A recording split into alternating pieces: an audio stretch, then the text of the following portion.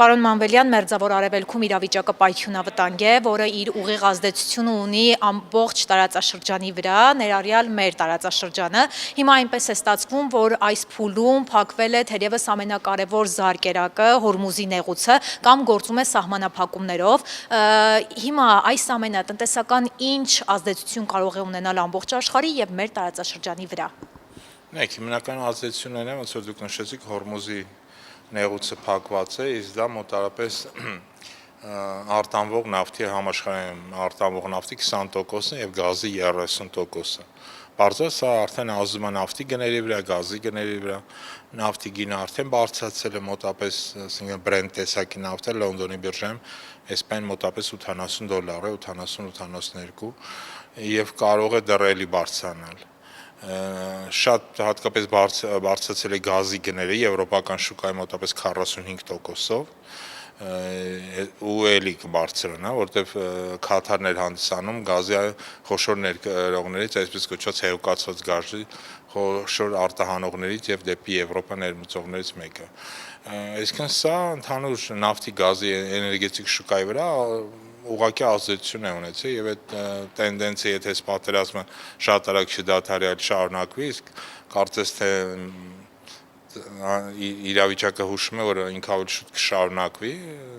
նշանակում է գազի գներն ու նավթի գներն կշարունակեն թանկանալ։ Պարոն Մանվելյան, այնպես է ստացվում, որ Հայաստանը ճիշտ է հեռու է,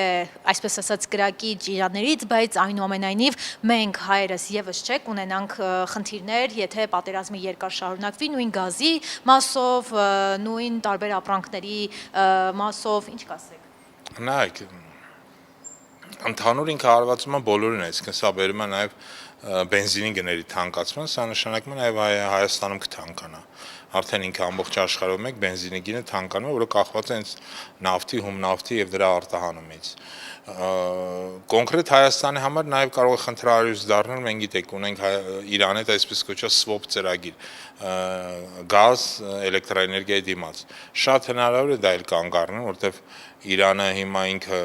խնդիր ունի գազի արդյունահանման առումով, որտեվ իր գազային եւ նավթային համակարգին եւս հարվածներ է ստանում։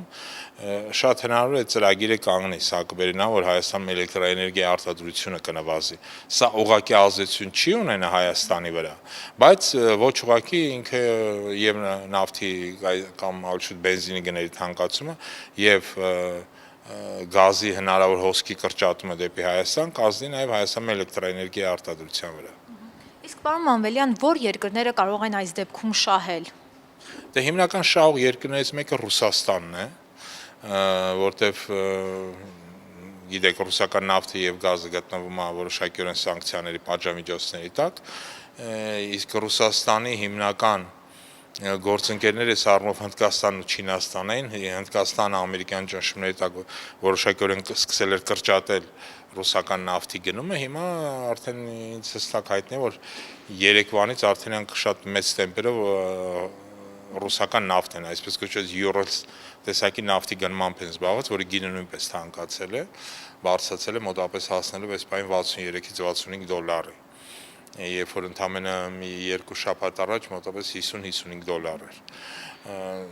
Սա նաև բերել են ան, իդեպ սա էլ շեշտեմ, որ բառացիորեն 3, եթե չեմ սխալվում, Ռուսաստանի նախագահ հայտարարեց, որ իրանք նաև հրաժարվում են գազ արտահանել դեպի Եվրոպա։ Սա կբերի նա, որ Եվրոպայում գազի գները էլ ավելի կթանկանան։ Չնայած դեպի Եվրոպա գնացող թուրքական հոսք եւ երկրագույն հոսքերը աշխատում են ամբողջ թափով, բայց հիմնականում իրանք գազը ուղղելու են դեպի Չինաստան եւ ասիական երկրներ։ Այսինքն սա որոշակիորեն նույնպես հնարավորություն է տալիս Ռուսաստանին ուժեղացնելու իր դիրքերը տարածաշրջանում եւ հատկապես լրացուցիչ եկամուտներ ունենալու նույն այդ գազի եւ նավթի վաճառքից։ Այսինքն հիմնական շահողներից մեկը Ռուսաստանն է, մյուս շահողը կարա լինի Միացյալ Նահանգները, որտեղ Միացյալ Նահանգները ինքը եւս գազ եւ նավթ արդյունահանող է։ Օրինակ եվրոպական շուկայի գազի շուկայի մոտապես 20-30% դա ամերիկյան հեղուկացված գազն է։ Այսինքն ամերիկան շահում է դրանից, պլյուս ամերիկան քանի որ արդեն վերահսկում է Վենեսուելան, ինքը այսպես ասենք նավթի դեֆիցիտ չի ունենա։ Ինքն էլ է արդյունահանում, Կանադան կա, որ խոշոր նավթ արդյունահանող է, եւ նաեւ Վենեսուելան, որ այսպես կոչված ծանր տեսակի նավթի արդյունահանող պետություն է, որը նույնպես կարիք ունի Միացյալ Նահանգները։ Այսինքն հիմնականում շահում են այս երկու երկրները՝ Ռուսաստան եւ Միացյալ Նահանգները։ Հիմնական տուժողները դա Պարսից ծոցի առաջին հերթին երկրները եւ խոշոր նավթ ու գազ ներմուծողները դա Չինաստանը եւ Եվրամիությունը։ Իրանք բավական լրջագույն խնդիրներ կունենան, որտեղ ստիպված կլինեն շատ ավելի վճարել գազի եւ նավթի համար, քան վճարում էին նախկինում։ Պարոն Մանվելյան, նաև խոսք է գնում, որ ադրբեջանական նավթն է կարծես գնաճ ունեցել համեմատած նախորդ ցուցանիշի ըստ բորսայի ցուցատախտակին եղած թվերի, եւ մի բան էլ հիմա Հայաստանը ակտիվ կերպով մատակարարում է Ադրբեջանից բենզին, ադրբեջանական մամուլը գրեց, որ այսօր եւս ադրբեջանական բենզին է ուղարկվել Հայաստան։ Այս ամենը, ինչպես եք դիտարկում, ինչ կասեք։ Նայեք, ադրբեջանական նավթը իսկապես թանկանալու է, դա բնական է, որտեղ հենց Ադրբեջանը մեծ նավթ արդյունանող չէ, թե գլոբալ համաշխարհային մակարդակով դիտարկենք, բայց ինքը եւս այդ շահող երկրներից է։ Ինչ վերաբերում է ադրբեջանական բենզինին, որը գալիս է Հայաստան, ինքը չենց Հայաստանի շուկայում առայժմ մեծ բան չունի, բայց կախված է թե ինչ գնով են նրանք վաճառում։ Այն գները, որոնք մինչև հիմա Ադրբեջանը ներկայացրել է Հայաստանը, սրանք ավելի շուտ դեմպինգային գներ են։ Այսինքն դա հատուկ քաղաքականություն է, որպեսզի Հայաստանում որոշակիորեն փորձեն իրենց դիրքերը ամրացնել։ Այսինքն սա ոչ արդար մրցակցության ձևերից մեկն է։ Զուտ Ադրբեջանը ելնելով իր քաղաքական շահերից փորձում է շուկայում իր տեղը մեծացնել, բայց ես կարծում եմ այս պայմաններում, երբ որ նավթի գները եւ բենզինի գները թանկանան, ադրբեջանական բենզինի գինը էլ թանկանալու Հայաստանի համար։ Ես ընդհանրապես կարծում եմ, եթե Հայաստանում լիներ իսկապես ազգային իշխանություն, կհրաժարվեին Ադրբեջանից ինչ որ բան ներմուծել, առավել եւս բենզին։ Սա նույնպես մեր շահերից, ոչ քաղաքական, ոչ տնտեսական շահերից չբխող քայլեր են։ Եվ պարոն Մանվելյան, խոսենք նաև ռուսական երկաթուղու մասով, որ ցանկանում են վերցնել ռուսական ընկերությունից, տալ որևէ երրորդ երկրի, պատճառաբանելով, որ կան երկրներ, ովքեր այնքան էլ լավ հարաբերություններ չունեն Ռուսաստանի հետ ու դա խանգարում է այդ երկաթգծի շահագործմանը։ Հիմա այս մասով ինչ կասեք, ինչպես եք տեսնում հանգուցալուծումը։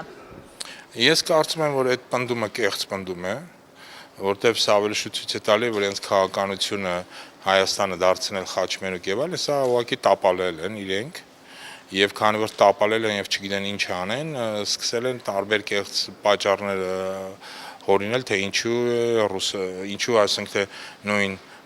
Թուրքիան նախընտրում կառուցել Կարսից Իգդիրից Նախիջևան ճանապարհ, այլ ոչ թե օգտվել արդեն եղած Կարս Գյումրի, ասենք նույն Երասխ Նախիջևան ուղուց։ Անկախ նրանից թե ում էլ պատկան է երկաթուղին, ես հավաստիացնում եմ, Թուրքիան երբեք թույլ չի տա կամ Ադրբեջանը, որպեսզի Հայաստանը, ինչպես այսօրվա քաղաքական ռեժիմի պարագլուխն է նշում, դառնա խաչմերուկ խաղաղության։ Սա կեղծ թեզ է մարդկանց խաբելու նախընտրական շրջանում իրենց դիվիդենդները բարձրացնելու համար։ Իրականության մեջ իդեպ Ալիևը իր վերջին հարցազրույցում հենց դա էլ շեշտել էր, որ Փաշինյանի այսպես կոչված խաղաղության խաչմերուկ ինքը պատրանք է։ Ադրբեջանը երբեք դա թույլ չի տա, իրան ձեռ է տալիս միայն այսպես կոչված,